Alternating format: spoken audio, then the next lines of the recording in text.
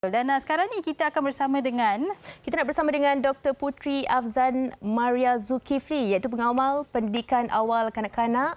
Assalamualaikum. Ya, saya. Hello, Assalam. Doktor sihat? Sihat, Alhamdulillah.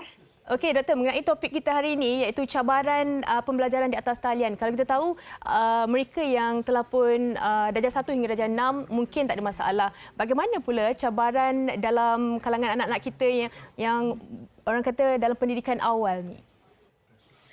Cabarannya besar ya.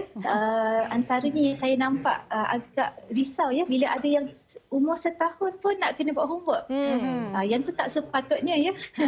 Okey, kalau boleh cabarannya datang sebab anak-anak datang dengan tantrum, anak-anak datang dengan perangai yang masing-masing. Tapi kita kena faham setiap mereka ni ada energi tenaga yang berbeza-beza. Okey. Ya. So selain pada itu, cabaran juga ialah bila ibu bapa ada orang kata apa ya, cabaran mereka nak menukar rutin, anak-anak tadi juga menukar rutin mereka, nak adapt kepada rutin yang baru di rumah dan hanya melihat muka mak ayah selain pada cikgu-cikgu di sekolah, itu juga satu cabaran. Ya, betul. So itu antaranya. Okey, dan kalau kita lihatkan doktor, anak-anak yang mungkin di prasekolah ni, konsentrasi mereka tidaklah begitu lama dan kalau kita nak suruh mereka duduk di hadapan komputer, belajar atas talian ni sememangnya satu cabaran buat ibu bapa di rumah. Jadi bagaimana ibu bapa boleh membantu anak-anak ini untuk mencapai fokus atau konsentrasi itu? Okey, betul tu. Saya suka. Konsentrasi anak-anak untuk yang bawah 6 tahun lebih kurang 8-10 minit sahaja. Okey, untuk jangka masa 8-10 minit ni, kalau kita kata kita nak ajar anak kita ABC, nak menggantikan rumah menjadi sekolah, saya rasa itu tidak wajar dan tak perlu pun. Kita tak perlu panik menjadikan sekolah kita ni, rumah kita sebagai sekolah. Tidak. Jadi saya harap juga guru-guru yang memberi tugasan itu janganlah menganggap rumah ni ibu bapa boleh automatically jadi cikgu. It doesn't work like that kan? Dia tak boleh jadi macam tu. Tapi perlunya aktiviti ini melihat kepada perkembangan anak-anak.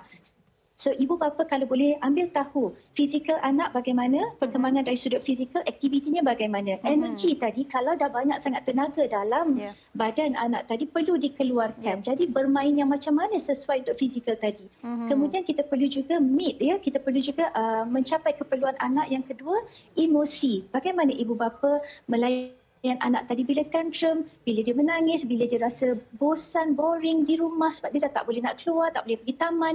Okey, so bagaimana kita menghadapi layanan emosi tadi kepada anak? Perlunya kita mendengar, kita beri dia ruang. Kalau dia nak tantrum, okey, marah dulu, lepaskan dahulu.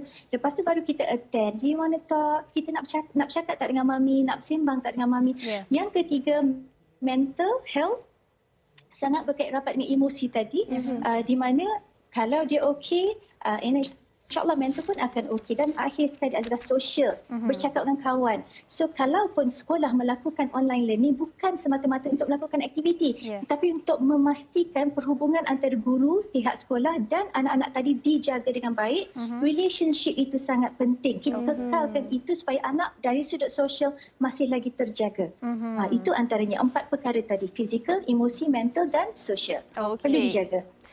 Doktor, bagaimana pula kalau kanak-kanak ini mereka cenderung kan kalau sebelah tu ada mainan dan sebagainya, kadang-kadang lupa nak fokus dekat pembelajaran atas talian ni. Macam mana kita nak menggunakan pendekatan, tarik perhatian mereka untuk fokus apa yang cikgu cakap? Okey. Cikgu kena ubah metod kepada bermain sebab pedagogi sangat besar, sangat banyak. Jadi salah satu pedagogi yang sesuai untuk kita atas talian bermain.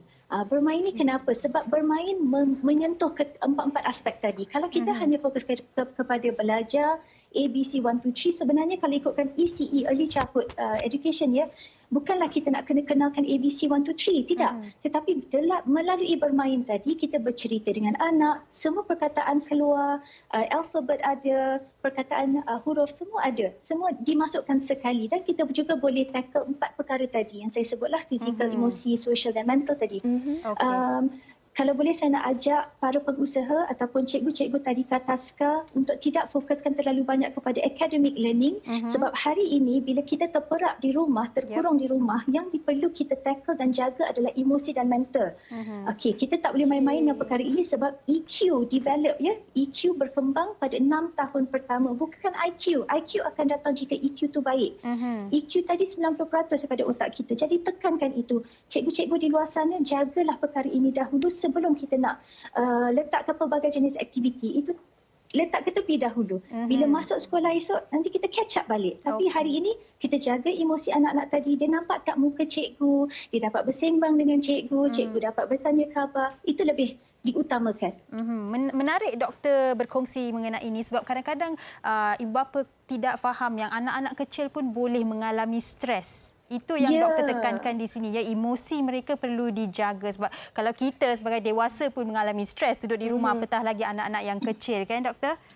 Ya, betul. Okey. Betul sangat-sangat. Terima kasih banyak-banyak Dr. Putri Afzan atas perkongsian yang amat bermanfaat tadi itu. Terima kasih doktor, jaga diri. Terima kasih.